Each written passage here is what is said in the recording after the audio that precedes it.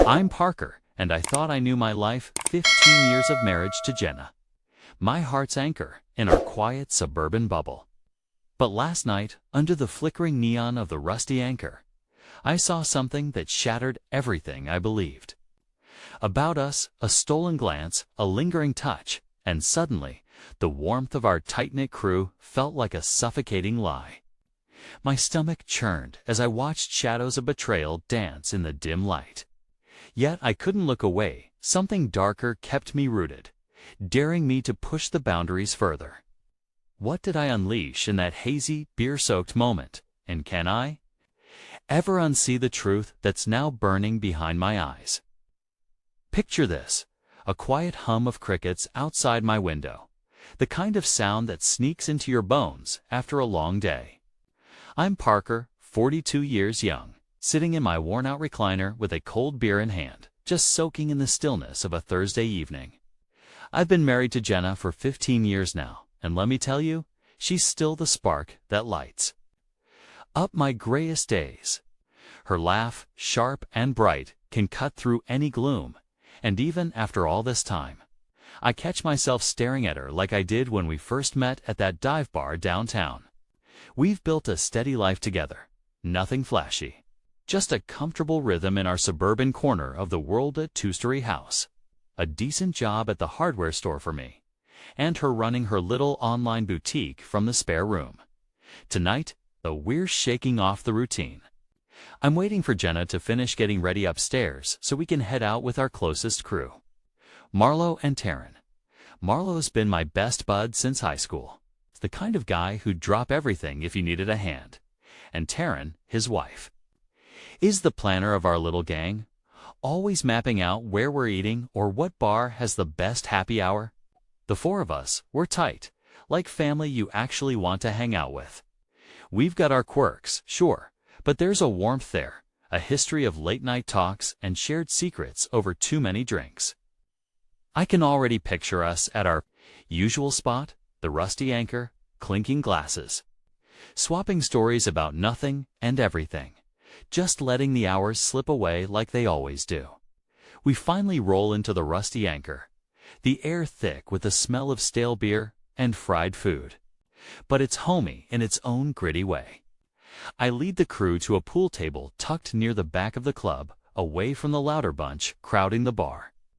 It's our little corner for the night, a spot where we can hear each other over the jukebox blaring some old rock tune. Marlo and I decide to team up for the first game, squaring off against Jenna and Taryn, while Travis, who tagged along last minute, plays referee. Leaning against the wall with a smirk, ready to roast us for every bad move, the game kicks off. With a clatter of balls, and let me tell you, none of us are pros. Jenna lines up for a shot, her focus all scrunched up in her face, and completely misses the cue ball's sweet spot. She groans, tossing her head back with a laugh, and teases, "Guess I'm carrying the team, huh?" Marlo, ever the cheerleader, high-fives her anyway, grinning wide as he calls her the team MVP. We all crack up, the sound bouncing around our little circle, and I can't help but feel this warmth in my chest, seeing everyone so at ease. Drinks are flowing like they always do on nights like this. I've got a cold beer in hand, the condensation dripping down the bottle, while Marlo and Travis match me with their own. Jenna's sipping on a fruity cocktail, something bright and tropical, pulling at the straw with a playful little grin as Travis launches into one of his over-the-top stories about a gym as the night at the rusty anchor wears on. The buzz of a few more rounds of drinks settles into my system, warming me from the inside out. I'm leaning against the edge of the pool table, watching the game unfold, when something catches my eye. Travis, who's been his usual loud self all evening, is staring at Jenna with an intensity I've never seen before. It's not just a casual glance, there's something hungry in his gaze, almost possessive as she throws her head back, laughing at one of his half-baked jokes.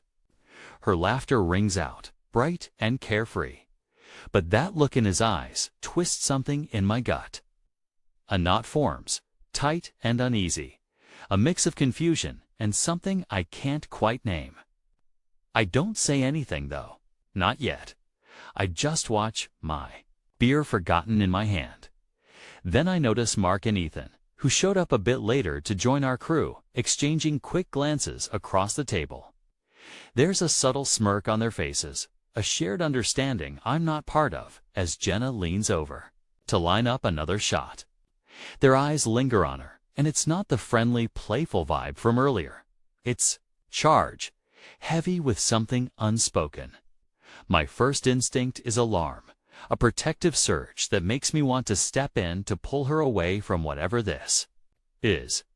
But then, just as quickly, a strange curiosity creeps in, pushing the alarm aside. What are they thinking? Why am I not jumping in to stop this? My mind races, but my feet stay planted. I decide to step back, to observe from a distance. I find a bar stool a few feet away, settling in with my phone in hand, pretending to scroll through nothing in particular while my eyes stay locked on them. Travis moves closer to Jenna, offering to teach her a better stance for her next shot. He steps behind her, his hands resting on her waist, guiding her into position with a slow, deliberate touch. His fingers linger there, longer than necessary, and I notice she doesn't pull away. My breath catches, but it's not anger I feel. It's something else. I'm still on that bar stool at the Rusty Anchor, the weight of what I've just seen pressing down on me. But now my fingers are itching with a reckless kind of energy. I pull out my phone, my hands trembling just a bit as I swipe to the camera app. The dim lighting of the club wraps everything in a hazy glow, neon streaks of pink and blue slicing through the shadows. I zoom in on Jenna and the guys, Travis, Mark and Ethan, their faces caught in flickers of light and darkness. There's a thrill buzzing through me, sharp and dangerous, as I frame this forbidden moment. It's like I'm a director of some twisted, unscripted scene, capturing something I shouldn't, something raw and real that makes my pulse hammer in my ears. I slide off the stool and edge closer, my boots scuffing softly against the sticky floor, my heart pounding so hard I'm sure someone will hear it. But they don't. None of them even glance my way, too wrapped up in their little game. Their laughter and murmurs weaving a bubble around them.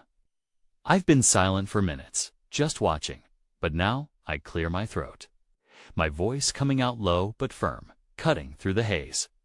Hey Travis, why don't you kiss Jenna's hand? You know, as a joke. The words feel foreign on my tongue, like they belong to someone else. Travis doesn't hesitate long. He takes her hand with a sly grin, his lips brushing her knuckles, slow and deliberate. Jenna lets out a nervous laugh, her cheeks flushing under the neon glow. And my stomach flips part shock, part exhilaration, a cocktail of feelings I can't untangle. I don't stop there. The camera's still rolling, my grip tight on the phone as I push the boundary further. Mark, go on, stroke her hair. Just for the video, man. My voice is steady now, almost commanding, though inside I'm a mess of nerves. Mark pauses just for a split second, his eyes flicking to mine before he reaches out. His fingers slide through Jenna's dark locks, slow and careful, like I'm standing there in the dim, pulsing heart of the Rusty Anchor, my phone, still clutched tight in my hand, the camera capturing every fleeting shadow and flicker of neon light. My voice drops to a near whisper, rough with a mix of nerves and something darker, as I lean in just enough for Jenna to hear me over the muffled thrum of the club. Go further, I murmur, the words slipping out like a dare I didn't know I had in me, with them, right here. Her eyes snap to mine, wide and searching, a silent question hanging heavy between us. For a heartbeat, it's just us, locked in that unspoken moment. Until she gives the slightest nada gesture so small, I might have imagined it. Like she's pieced together a puzzle I'm still fumbling with in my own head. Then she turns, slow and deliberate, to Travis first.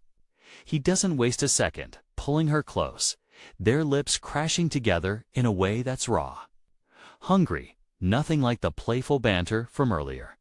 It's a collision, a spark that ignites something I can't look away from.